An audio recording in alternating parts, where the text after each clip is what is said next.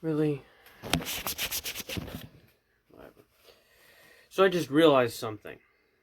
If the Pacers suck really bad, right? They're terrible. They've lost a bunch of games. And blowing up the team means we suck really bad after we blow up the team. Guess what? The team's already blown up. It's just nobody's been traded. Notice how nothing is different. If we blow up the team, we trade everyone, okay? Everyone's gone. Completely new guys, nobody we've drafted, no city loyalty, no brand loyalty, just random guys that we brought in that have never played for us before. They're going to leave. And that's what happened to the Knicks. And do you really think, based on the Pacers' last draft choices, that we would handle higher picks any better? We don't have the draw that some other rebuilding teams have. Let's see. The Lakers, they had Los Angeles, it's Los Angeles, Kobe, Shaq, all this stuff. They had brand appeal to get guys in. Same with the Clippers. The Spurs, they had smart management. Let's go maybe to other sports. Detroit in the 80s. In hockey, Detroit is like Los Angeles. They have the brand. They have good young players. They drafted smart. They had the conjoinment of having a good brand, being an original six team, along with drafting smart and signing smart. Then they became a dynasty. In football, the Colts, the way they built their team up, wasn't by tanking. They just sucked in general. And then we had smart picks. Granted, they were pretty easy picks, but what about guys like Reggie Wayne? Marvin Harrison, Edgerrin James, Marshall Faulk. We drafted smart. We signed smart.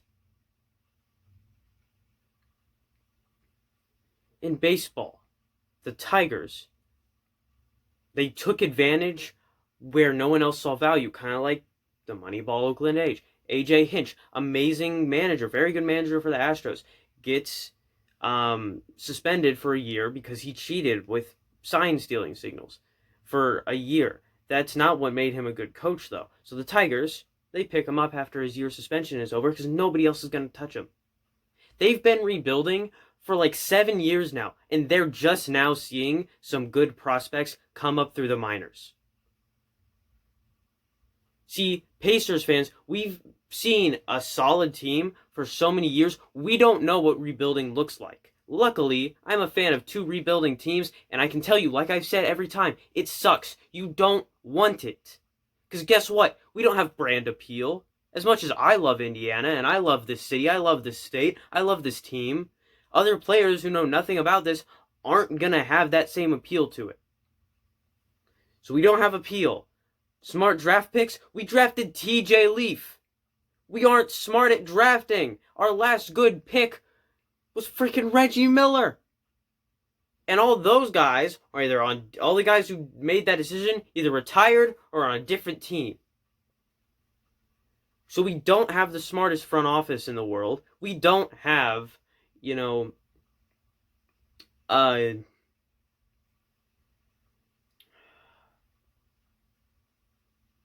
come on, Chris Ballard. There we go. Don't know why it took me so long. We don't have a Chris Ballard type guy that's going to make these smart draft decisions. We have a good head coach in Nate. He is a good head coach. We keep him. He's a good head coach. Our front office, though, and our owner, those guys are not going to recover from a rebuild. We will be stuck in rebuilding mode for the next 50 years if we keep this same front office. We don't have smart draft choices. We don't have brand appeal. The best thing we have is good coaching.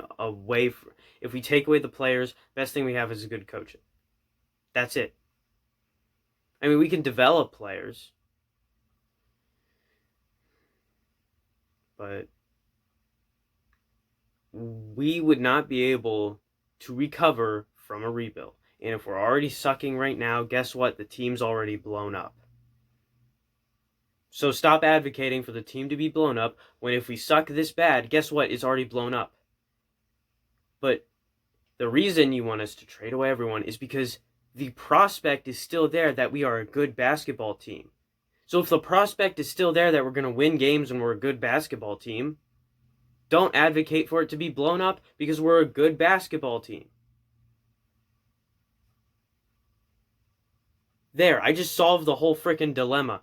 Either we suck and it's already blown up, or you want us to trade everyone away because we are a good one, right? We're a good basketball team right now that could get a playoff spot, but you don't want that to happen so we can blow it up and make a terrible draft decision. Those are the only two options right there. I mean, you could go down the road of we've been mediocre for so long and haven't gotten to the first round. That means we'd be closer to being a good team if we just traded some guys like maybe a Jeremy Lamb who's been struggling a lot, maybe an Aaron Holiday, but he's been getting out of his slump, so I don't think we should really trade Aaron. He's still young too. We've seen guys have slumps and then come back the next year even better. But maybe a guy like Jeremy Lamb, try and trade him for a younger player. Cassius Stanley looks like he could be really, really good in the upcoming years. Kind of like how Edmund Sumner is.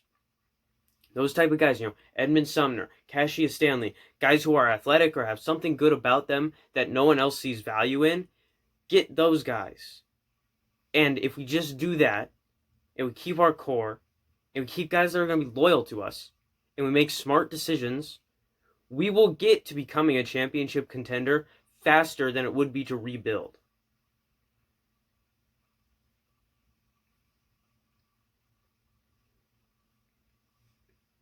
This whole thing after every loss, and it's every Pacers fan.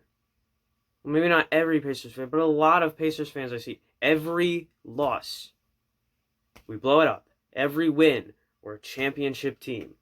Take every loss for what it is. Take every win for what it is. Don't blow it out of proportion. One loss doesn't mean the end of the world. One win isn't the NBA Finals. That's just it. A win is one step closer to making it to the playoffs. Maybe think of it like that at the most. One loss, we're one step away. Work through it. And you're going to say, well, we're fans. We can't do anything. You know what we can do is not overreact. Plain and simple. Don't overreact.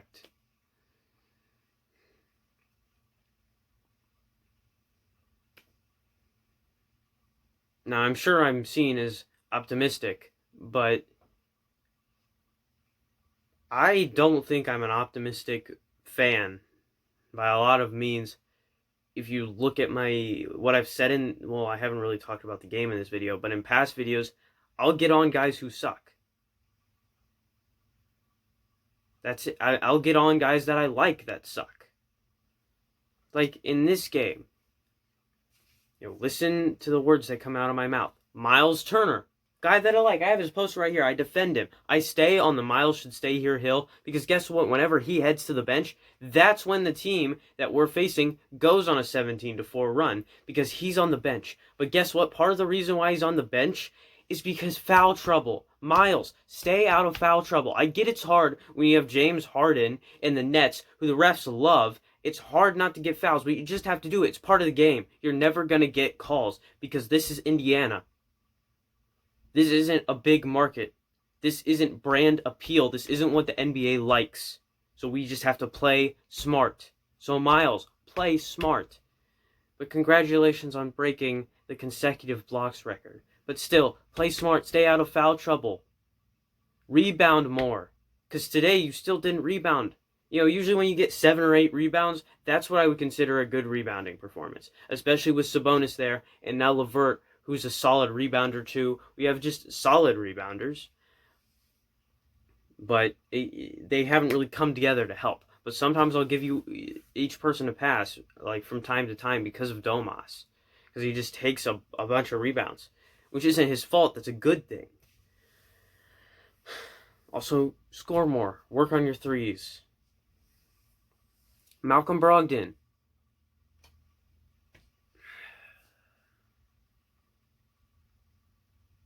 You started out hot, and then you fell off around the third quarter instead of the fourth. You only had 2 assists when your primary reason for being here is to get assists. It's not to score the ball. Score the ball efficiently. It's not for you to chuck up 20 plus shots a game. It's for you to score every here and there. Every here and there? Is that? It's for you to score not every possession. It's for you to take smart shots. Open shots. Try and create shots. Not force a 3 or force a 2 or force a layup. You force so many layups. And you only had 2 assists. And you're also usually a solid rebounder. You only had like 4 rebounds. No.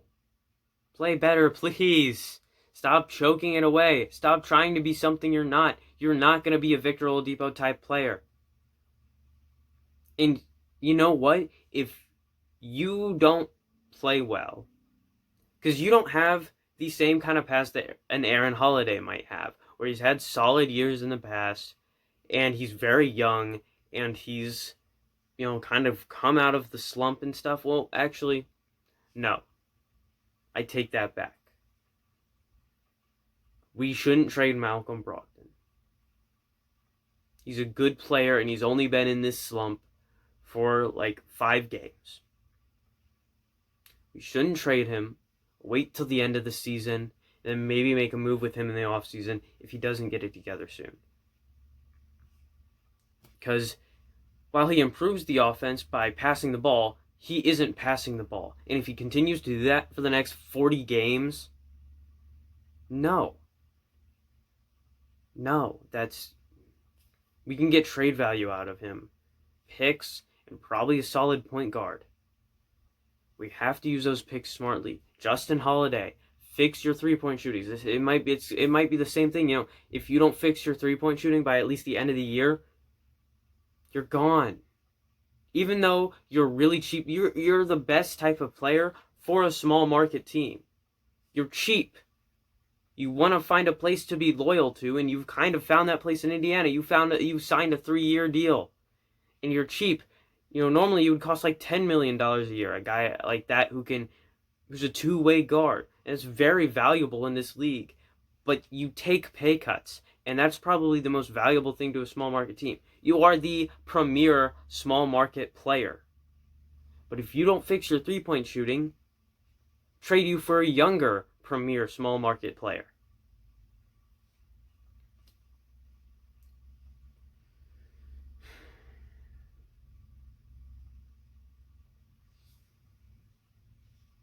I'm just getting really tired of this.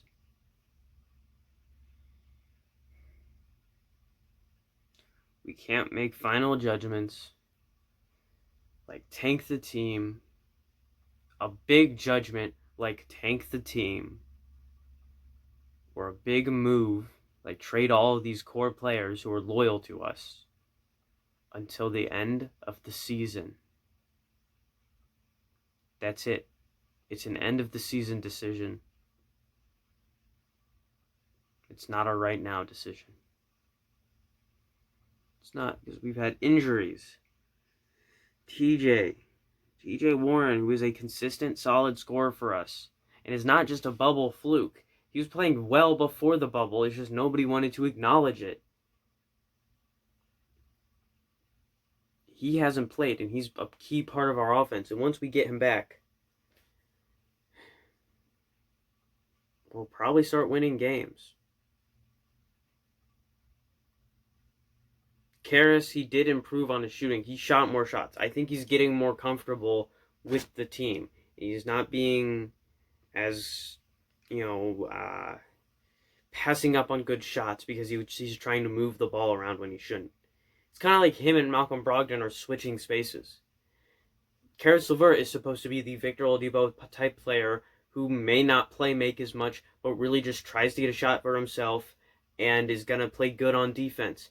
Malcolm Brogdon is supposed to maybe pass up on a shot because there's someone else there that could take that shot, and only scored, very diligently with good shot selection and be a good defender. However, it's completely flopped, and that is not working for our team.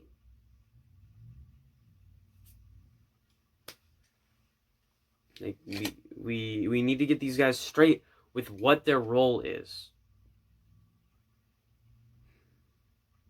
Nate needs to sit these guys down and be like, this is your role. This is what you're gonna do that is gonna help this team.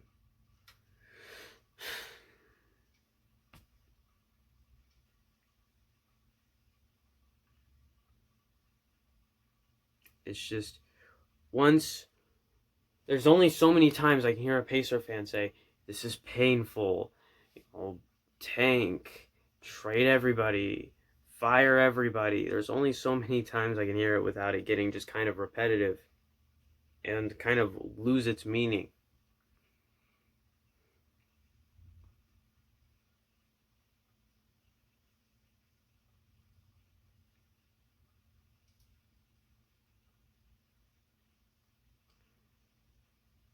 I just think that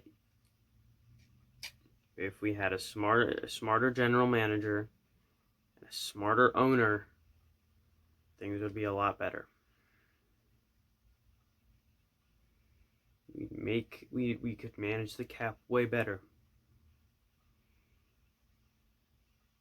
I'm still advocating for Jim Irsay to own the Pacers.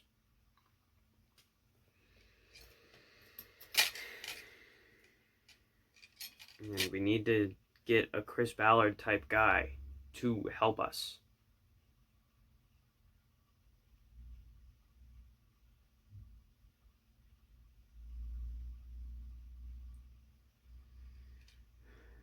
The Pacers aren't going to blow up the team. Knowing them, it's not going to happen. And you know what? When they don't do it, we will suck. And then we'll be sucking, but not tanking, but we'll still suck enough to get good draft picks. So just chill and watch this. Because guess what? If we suck, we're going to get a good draft pick. If we don't, we make the playoffs. There you go. Then we might be able to sign some of the free agents people want because we're a playoff team. I don't know. I can't satisfy everybody. I can't come up with an explanation that's going to make everybody happy. Neither can the Pacers.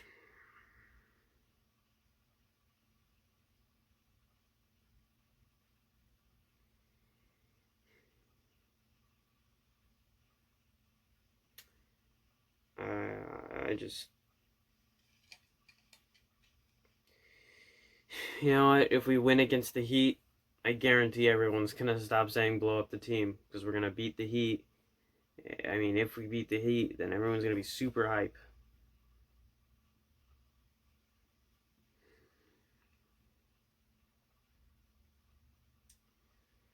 Let's just see what happens on Friday.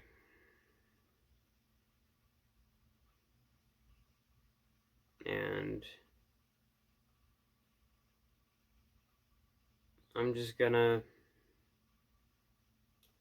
continue to watch these games and stick with this team because it's the only team that I've got. It's the only one that I've got, and I'm not gonna bandwagon.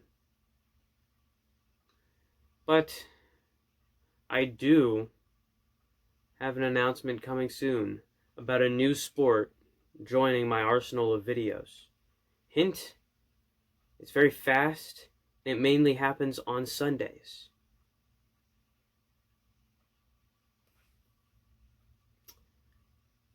Yeah, that'll come up soon. So, see you guys next time. As always, I'm not funny. And I wish everyone the best. Because I think everyone needs it, including myself. Love on each other, as in, like, you know, tell each other they love. I don't know, like, who the person is. So, the fuck you doing? The fuck you doing?